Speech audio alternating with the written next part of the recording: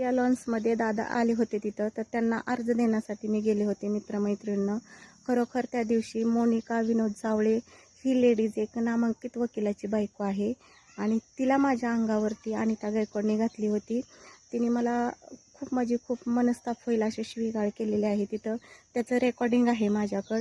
मी म्हटलं तर तेही मीडियावरती व्हायरल करणार आहे मला जर तसा प्रसंग आला तर. आणि मी तिथं अर्ज द्यायला जाऊ नये म्हणून तिने मला खूप अडचण आणल्या.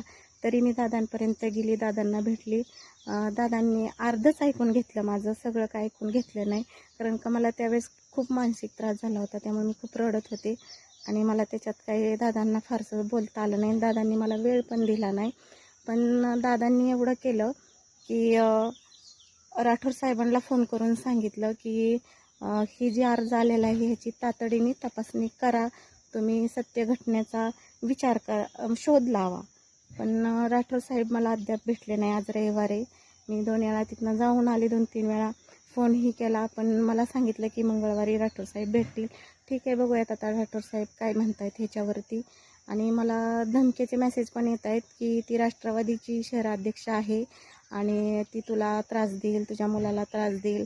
माझं खरं आहे, माझ्या मुलाला वगैरे काही त्रास झाला तर ह्याला पूर्णपणे अनिता गायकवाडच जबाबदार असणार आहे. जय भीम.